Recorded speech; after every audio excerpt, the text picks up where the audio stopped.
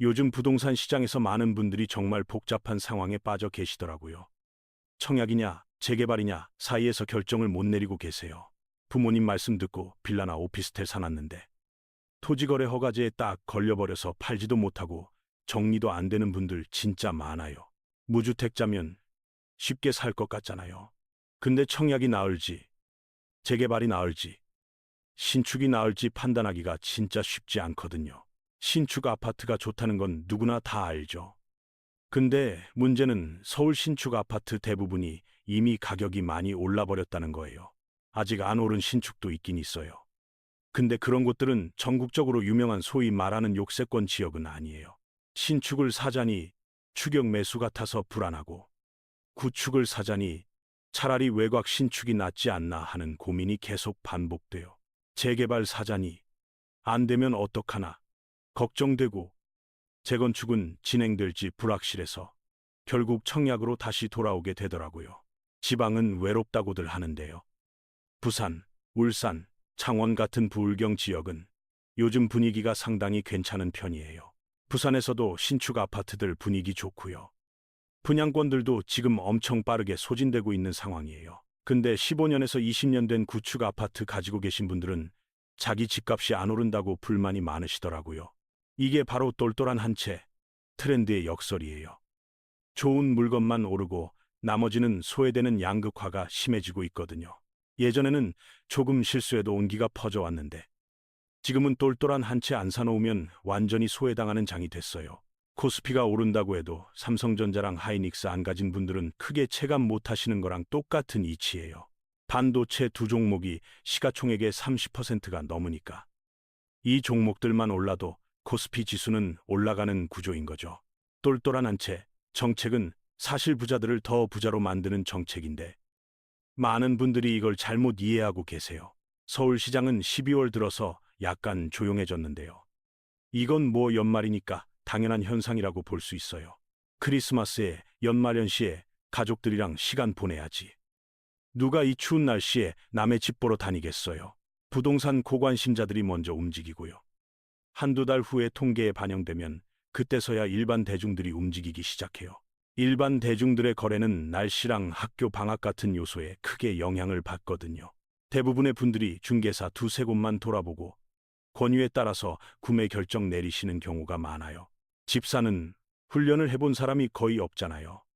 주식은 사고 팔면서 경험이 쌓이는데 집은 평생 두세 번 살까 말까 하거든요.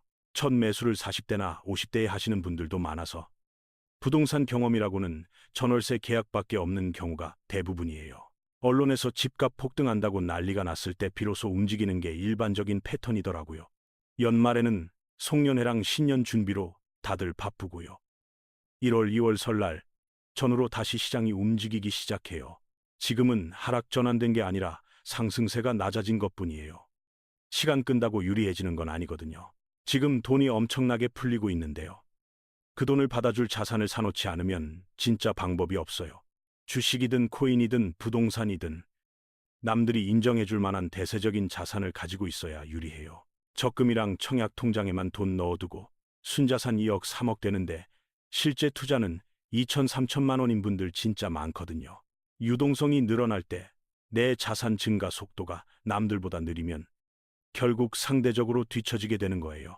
돈이 계속 풀리면 누군가는 그걸 가져가고요. 가만히 있는 사람은 순위 역전을 당하게 돼요. 지금은 강제 달리기가 시작된 거랑 같아요. 마치 오징어 게임처럼 참가 여부랑 상관없이 게임이 시작된 거예요. 유동성이라는 게임에서 통과 못하면 확정적으로 가난해지는데 자본주의 시장에 살면 모두가 다 참가자예요. 많은 분들이 이런 개념 없이 살다가 왜 국밥이 비싸졌는지, 왜 옷값이 올랐는지 의아해 하시더라고요. 인플레이션은 소리 없는 세금이라고 불려요. 정부가 직접 세금 거두면 반발이 심하니까 간접적으로 거두는 거죠. 정부는 국채 발행해서 돈을 풀고요. 돈 가치가 떨어지면 갚아야 할 대출 가치도 같이 떨어지는 구조예요. 정부는 한번 빚쟁이가 되면 계속 빚을 늘리는 경향이 있어요. 경제 성장이랑 부채 희석의 이중 효과를 노리는 거죠. 하늘에서 헬리콥터로 돈을 뿌리는데 내가 그 돈을 주머니에 못 담으면 확정적으로 가난해지는 게임이 시작된 거예요. 지방자치단체들도 살아남으려고 돈을 풀고 있어요. 이사 오면 매달 15만 원 준다는 곳도 있더라고요.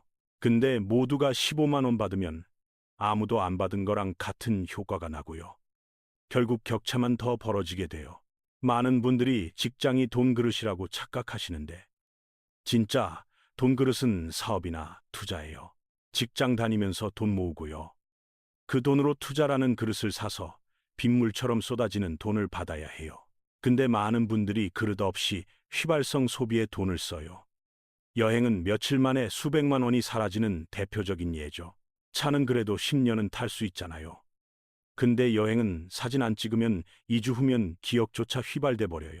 물 많이 받아놓은 사람은 일부 낭비해도 되는데 먹을 물도 없으면서 샤워하겠다고 물 쓰면 안 되는 거잖아요. 20년 전만 해도 음식 사진 찍으면 왜 찍냐고 핀잔 들었는데 지금은 사진 찍기 전에 손대면 혼나요. 이제는 맛보다 인스타그램에 올리기 좋은 사진 나오는 음식점이랑 카페를 찾는 시대가 됐어요. 확실한 맛집 아니면 차라리 삼각김밥으로 한 끼 때우고 두 끼 값 모아서 인스타 친화적인 데 가는 게 요즘 문화예요.